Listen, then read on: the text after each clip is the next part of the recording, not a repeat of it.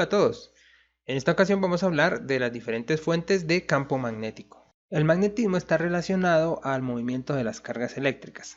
Puede ser un movimiento rotacional, un movimiento traslacional. Y siempre que hablamos del movimiento de cargas eléctricas, tenemos que asociar ese fenómeno a la corriente eléctrica. Entonces, empecemos hablando de la corriente. Recordemos que la corriente está definida como la variación de la carga con respecto al tiempo.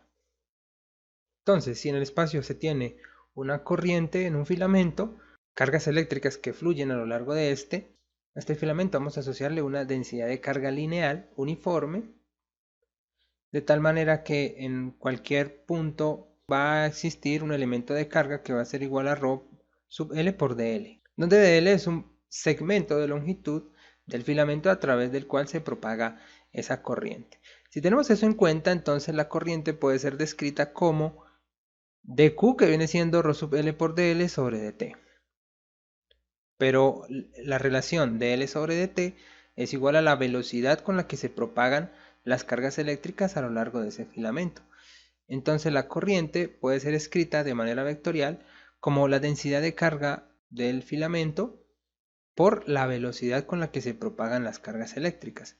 Vamos a considerar la corriente como una magnitud vectorial que depende de la velocidad a la que se propaguen las cargas eléctricas. Ahora consideremos una superficie plana, un plano, en el cual también existe una densidad de carga superficial en este caso y una corriente que se propaga a lo largo del plano. Ahora el elemento de carga va a ser la densidad de carga superficial por un elemento de área de ese plano. Vamos a considerar que este plano tiene un ancho L y se toma un elemento de área de grosor dx, tal que el elemento de superficie va a ser igual al grosor de este rectángulo dx por su altura L. Luego la corriente va a ser escrita como la densidad de carga superficial por L por dx sobre dt. Pero la relación de x sobre dt es la velocidad a la que se propagan nuevamente las cargas a lo largo del plano. Luego la corriente, nuevamente vector, va a ser igual a la densidad de carga superficial por la longitud por la velocidad. Aquí hay que tener en cuenta que esta longitud es la longitud transversal en la cual está distribuida esta corriente. Pasamos a dividir la longitud y a esta relación corriente sobre longitud vamos a llamarla J sub S. Una densidad de corriente superficial, corriente distribuida en una superficie. Y va a ser igual a la densidad de carga superficial del plano por la velocidad a la que se propagan las cargas eléctricas. Otro caso sería un volumen. Este volumen tiene una densidad de carga volumétrica ρ sub B y a través de este volumen se está propagando una corriente y esta corriente está dentro de un volumen. Anteriormente hemos hablado de corriente en una longitud, corriente en un filamento, corriente en una superficie y ahora es corriente en un volumen. Se toma un elemento de volumen, a través de ese elemento de volumen fluye la corriente, ese elemento de volumen tiene un grosor de X y una sección transversal S. Entonces, la corriente en este caso va a ser el elemento de carga que es igual a ρ sub B por dB por unidad de tiempo, donde el elemento de volumen en este caso será el área transversal multiplicada por el ancho de esa sección, S por dx. Pero dx sobre dt sigue siendo la velocidad, luego la corriente como vector va a ser igual a la densidad de carga volumétrica ρ sub B, la sección transversal que está atravesando la corriente S y la velocidad a la que se propagan las cargas eléctricas. Pasamos a dividir aquí S y la corriente por unidad de área la vamos a llamar J sub B, una densidad de corriente volumétrica, que va a ser igual a la densidad de carga volumétrica por la velocidad a la que se propagan las cargas eléctricas. Cosas a tener en cuenta, esto es corriente por unidad de área y el área es la sección transversal que la corriente está atravesando, como podemos apreciar aquí en la imagen. Y B obviamente la velocidad a la que se propagan las cargas eléctricas. Entonces se tienen tres tipos de corrientes: corriente lineal, corriente que va a lo largo de un filamento; corriente superficial, la corriente que está distribuida en un plano; y corriente volumétrica, la corriente que está distribuida en un volumen. Las corrientes previamente definidas son fuente de campo magnético. ¿Y cómo se comporta el campo magnético generado por estas corrientes? ¿Qué forma tiene en el espacio alrededor de ellas? Es descrito por la ley de Biot-Savart. Entonces, consideremos ahora una corriente lineal en el espacio y la idea es ver cómo se comporta su campo magnético en un punto P, por aquí. Para ello entonces tomamos un elemento de longitud de esa corriente de L y la distancia que hay entre la corriente y el punto en consideración. También un vector unitario R que va dirigido desde la corriente hacia el punto P.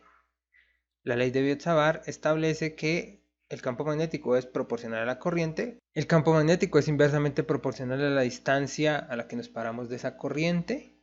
Entre más lejos, menos campo. Entre más cerca, más campo. Lo que va acorde obviamente con la interacción electromagnética.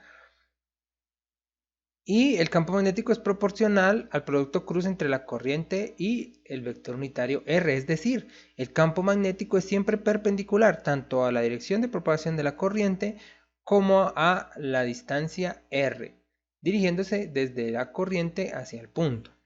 Todo esto se reduce en esta expresión matemática. El campo magnético va a ser igual a una constante de proporcionalidad μ sub 0 sobre 4pi. Estaría las veces de la constante eléctrica en el caso del campo eléctrico, la integral del producto cruz entre la corriente y el vector unitario R, y eso va dividido entre la distancia que separa el punto P de la corriente al cuadrado, todo multiplicado por el elemento de longitud de la corriente. Μ sub 0 es una constante que se denomina permeabilidad magnética en el espacio vacío. Esta constante describe la interacción magnética en un medio vacío, bien, en el espacio vacío. Viene siendo las veces de epsilon sub 0 en la parte electrostática. El valor de μ sub 0 es 4pi por 10 a la menos 7 y sus unidades teslas, metros, son unidades de corriente, amperios. Con esta expresión se pueden deducir las ecuaciones de campo magnético de cualquier tipo de fuente, sea una corriente lineal, sea una corriente superficial o sea una corriente volumétrica. Y bueno, eso vamos a analizar a continuación algunos casos de estos campos. Para ello hay que tener en cuenta la regla de la mano derecha del campo magnético. Entonces, recordemos si la corriente es rectilínea, la corriente es representada por el dedo pulgar, mientras que los demás dedos indican la dirección del campo magnético. En este caso, cuando la corriente es rectilínea, el campo magnético debe circular alrededor de esa corriente. Pero puede ser que la corriente circule, como en el caso que tenemos aquí. Estos cuatro dedos representan la dirección de circulación de la corriente y el dedo pulgar el campo magnético. Esta regla es muy práctica a la hora de determinar la dirección del campo magnético dependiendo obviamente de la naturaleza de la corriente. Empecemos con un caso fundamental como lo es el campo magnético de una carga eléctrica en movimiento. Vamos a suponer una carga eléctrica que se mueve a cierta velocidad, en este caso de manera horizontal. Según la regla de la mano derecha, ya que la carga se está desplazando en este sentido, el campo debe circular alrededor de esa carga eléctrica. Bien, como se señala en esta animación. Miren que a medida que la carga se desplaza va generando unos anillos de campo magnético que de pronto se hacen intensos en el punto donde está la carga y se hacen menos intensos a cierta distancia de ella, ¿sí? Aquí está el anillo de campo más intenso, aquí está generando campo que circula en el mismo sentido, pero no es tan intenso y aquí también. Y bueno, esto es acorde a la ley de Biot-Savart, ya que estos puntos están más alejados de la fuente de la carga. Bueno, el campo magnético de esa carga que se desplaza a cierta velocidad está dado por esta expresión, μ sub 0 sobre 4pi, la carga eléctrica, la velocidad a la que se propaga esa carga eléctrica, producto cruz, el vector unitario R, que esto depende de en qué punto nos vamos a ubicar alrededor de esa carga, a mirar el campo magnético, y la distancia a la que nos vamos a ubicar de él. Entonces consideremos la carga eléctrica que se mueve en este sentido. Este vector me indica su velocidad. Se van a generar anillos de campo magnético a su alrededor, en todo el espacio alrededor de esa carga. Lo que pasa es que entre más lejos esté ubicada la carga del anillo, menos intensidad de campo vamos a encontrar. Bien.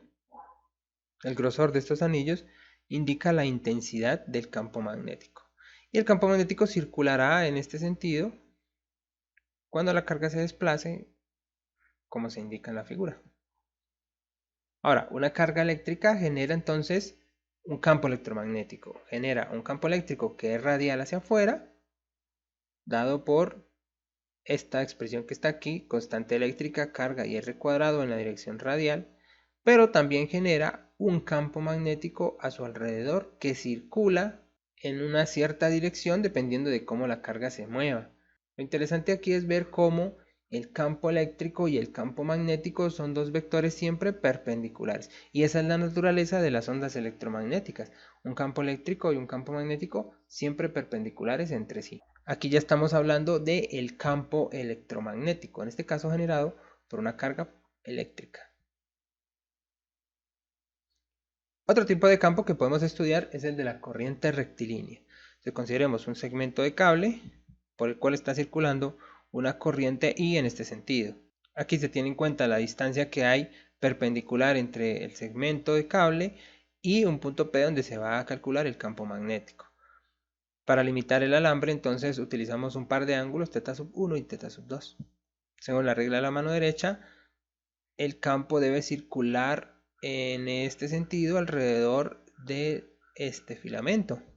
Entonces, en la parte de arriba, en el punto P, el campo magnético está apuntando hacia afuera del plano, por eso está representado por un punto, mientras que aquí por debajo el campo magnético debe apuntar entrando al plano. Si hablamos de un filamento finito, es decir, si la distancia R hasta el punto es comparable con la longitud del filamento, el campo magnético toma esta forma: μ sub 0 sobre 4pi, la corriente en el filamento, la distancia perpendicular entre el punto y el filamento, seno de θ2 menos seno de θ sub 1, θ sub 1 y θ sub 2, los ángulos que limitan este filamento. Este vector unitario indica que este campo magnético está circulando alrededor de esta corriente. Si el filamento es infinito, es decir, si este punto está cercano al filamento, a la corriente, tal que la longitud sea muy grande comparada con R. En este caso, el campo magnético toma esta forma, ya que los ángulos θ sub 1 y θ sub 2 tienden a valer pi medios. Luego esto que está aquí dentro del paréntesis da 2. Entonces el campo magnético vale μ sub 0 sobre 2pi, la corriente sobre el radio en la dirección angular. El campo sigue circulando alrededor de la corriente. Entonces básicamente en esta animación se muestra cómo se comporta el campo magnético alrededor de un filamento. Entonces ahí vemos una batería que genera una corriente a lo largo de un cable y el campo magnético circula alrededor de esa corriente. Miren los anillos que se generan ahí de campo magnético. Entre más cerca estemos a la corriente, el anillo se representa más grueso, es decir, el campo es más intenso. Y como vimos en la ecuación anterior, es de la forma 1 sobre R. Entre más lejos estemos de la corriente, el campo va a ser más débil, la intensidad va a ser menor. Por eso se representa con un anillo un poco más delgado. Y la regla de la mano derecha, obviamente, si la corriente tiene este sentido, el campo circula en esta dirección. Pero si la corriente se invierte, pues obviamente el campo magnético debe circular en el sentido opuesto. También podemos hablar sobre el campo magnético de una corriente circular, de una espira de corriente, en este caso circular. Si la corriente circula en este sentido, el campo magnético será vertical, bien, como se señala en la animación. Vamos a suponer una espira, un anillo de corriente de radio A, cuyo eje es el eje X. Supongamos entonces que a partir del origen hasta este punto donde se va a determinar el campo magnético hay una distancia X. El campo magnético está dado por esta expresión: μ sub 0 corriente, radio de la espira al cuadrado, radio del anillo, sobre 2, la raíz cuadrada de X al cuadrado más al cuadrado a la 3. Donde X es la distancia que hay desde el centro del anillo hasta el punto donde se va a determinar el campo a lo largo del eje del anillo, ¿no? Y en dirección de ese eje. Bien, en este caso, vector unitario X. Si nos ubicamos en la parte baja del sistema, el campo magnético va a ir apuntando hacia arriba, ¿sí? También, según la regla de la mano derecha. Entonces, el vector campo magnético que en esta parte está apuntando hacia arriba debe cerrarse sobre sí mismo, ¿cierto?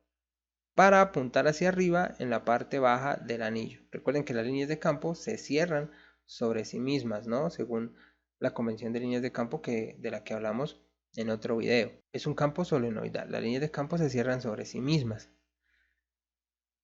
Eso sucede por la siguiente razón. En cada punto de la espira va a generarse un anillo de campo como si fuese una corriente lineal.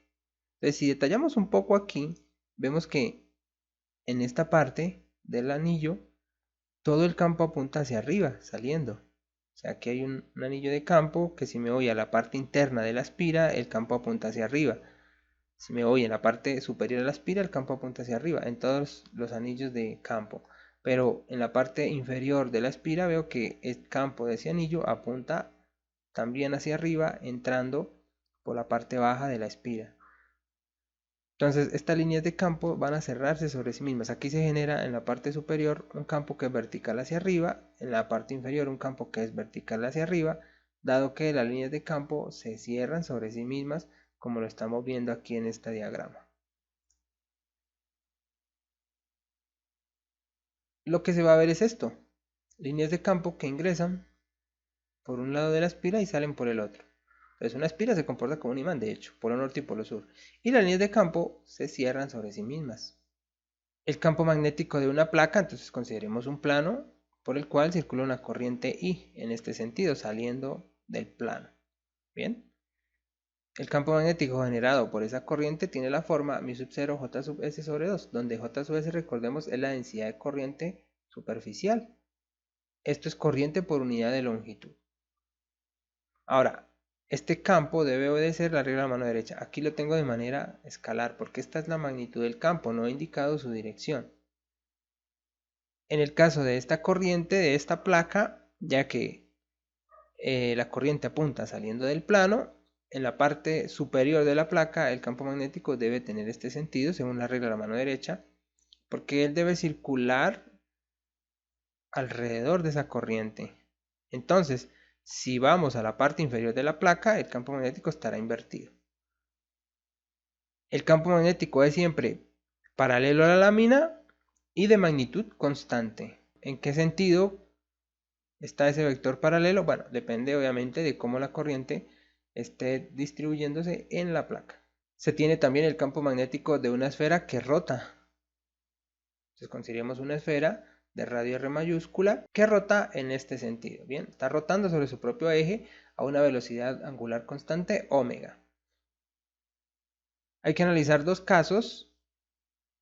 El caso de una esfera conductora o una esfera con densidad de carga superficial. Aplican los dos casos. Siempre que hablemos de un cascarón esférico, carga por unidad de área, o una esfera conductora. Recordemos que para los conductores la densidad de carga volumétrica es igual a 0. En ese caso, el campo magnético dentro de la esfera es igual a 2/3 de μ sub 0 sigma, carga por unidad de área, velocidad angular, radio de la esfera en la dirección z. El campo magnético dentro del cascarón o dentro del conductor es constante y apunta vertical, de manera vertical. Si el eje de giro es el eje z, pues el campo tendrá dirección z. Para región fuera de la esfera, para la zona fuera de la esfera, el campo toma esta forma que está aquí. Entonces ya es dependiente de 1 sobre regla 3, decae rápidamente.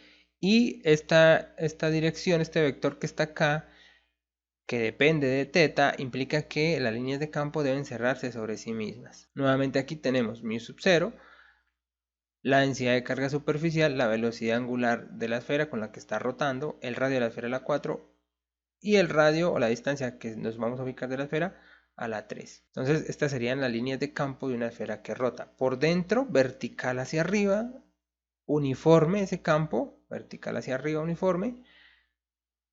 Y por fuera, líneas de campo que se cierran sobre sí mismas.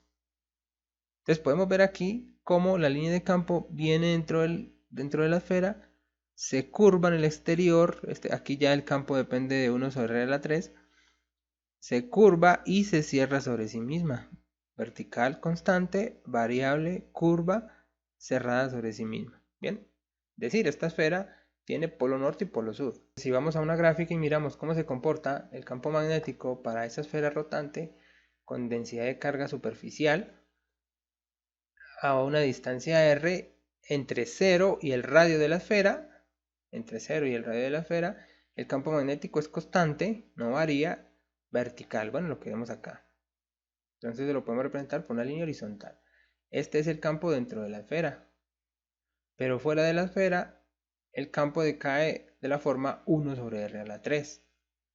Es decir, va a tener una disminución drástica a medida que r aumenta.